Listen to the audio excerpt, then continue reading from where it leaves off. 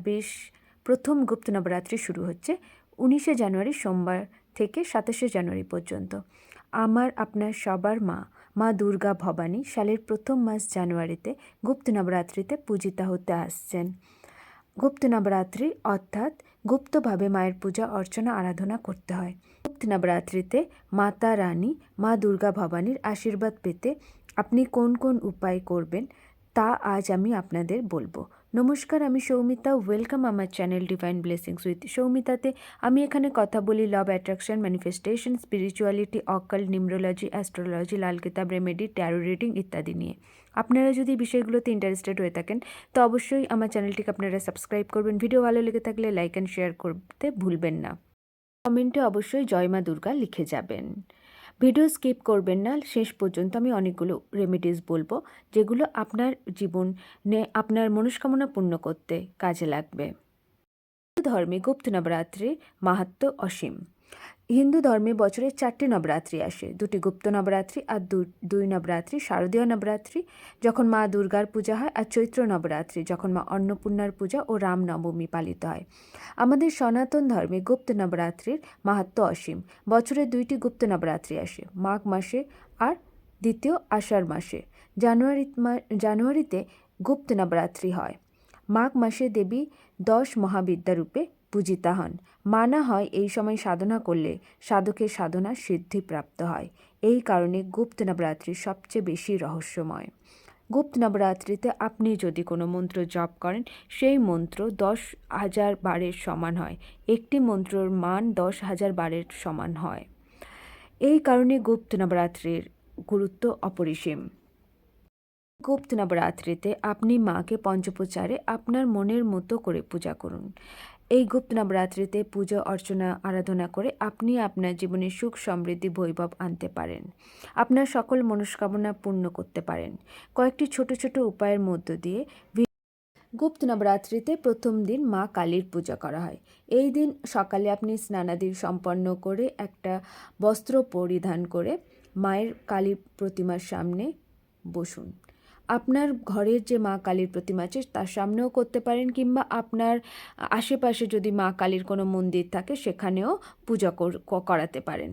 মায়ের একটি লাল জবা ফুলের মালা দিন। এই দিন মাকে ভোগ হিসেবে নিবেদন করুন মালপোয়া। মায়ের শাঁখা সিঁদুর আলতা দিতে ভুলবেন না, কারণ হিন্দু ধর্মে মাকে শাঁখা সিঁদুর আলতা দেয়া এক স্বামীর মঙ্গল কামনার জন্য বলা হয়। মায়ের সামনে ঘিয়ের প্রদীপ জ্বালান, শ্রীচণ্ডী পাঠ করুন। না পারলে মায়ের যে কোনো একটি মন্ত্র ওম ক্লিম কালিকাই নমঃ জপ করুন। আপনার বাড়ির প্রতিটি ব্যক্তির নজর কাটানোর জন্য এই উপায় করতে পারেন। একটি মাটির প্রদীপ নিয়ে নিন। আপনার বাড়ির প্রতিটি সদস্যের জন্য 2টি করে ফুলওয়ালা লবঙ্গ নিন। প্রতিটি সদস্যের মাথার উপর থেকে অ্যান্টি ক্লকওয়াইজ 7 বার ঘুরিয়ে কর্পূর দিয়ে এই লবঙ্গগুলোকে জ্বালিয়ে দিন।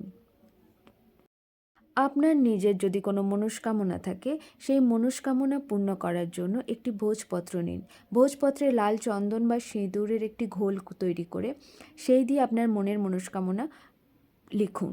আর ওপরে ওম ক্লিম দুর্গায় নমঃ বা ওম রিম ক্লিম চামুণ্ডায় বিচ্চে মন্ত্রটি লিখুন। লেখার পরেই ভোজপত্রটা ভাঁজ করে তাতে 9 বার লাল মলি দিয়ে বেঁধে মায়ের পাদপদ্মে রেখে দিন। প্রতিদিন ওই কাগজটার সামনে পার্টিকুলার একটা ঘিয়ের ছোট প্রদীপ জ্বালাবেন। আপনি যদি অখণ্ড প্রদীপ জ্বালাতে পারেন তো খুব ভালো, না পারলে ছেড়ে দিন, কোনো অসুবিধা নেই, একটা ছোট ঘিয়ের প্রদীপই জ্বালান।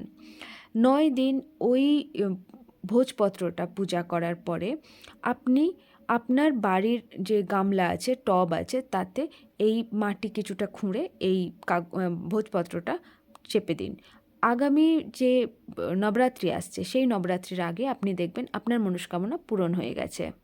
আপনি ওম দুম দুর্গায় নমঃ বা সর্বমঙ্গলে মঙ্গলে শিবে সর্বত্র সাধিকে শরণ্যে ত্র্যম্বকে গৌরী নারায়ণী নমস্তুতে এই মন্ত্র উচ্চারণ করতে পারেন।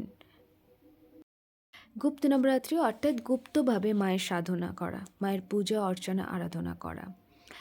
এই গুপ্ত নবরাত্রিতে আপনি রোজ সময় করে সিদ্ধিকুঞ্জিকা স্তোত্র পাঠ করুন। সিদ্ধিকুঞ্জিকা স্তোত্র রাত 12টার পরে যদি আপনি এই 9 দিন পাঠ করতে পারেন এবং সেটা আপনার বাড়ির কেউ জানতে পারবে না, এমনভাবে পাঠ করতে হবে।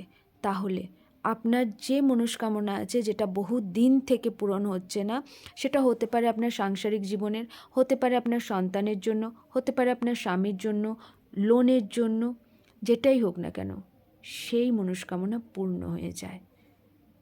গুপ্ত নবরাত্রিতে আপনার সকল মনস্কামনা মা পূর্ণ করুক। কমেন্টে অবশ্যই জয় মা লিখে যাবেন।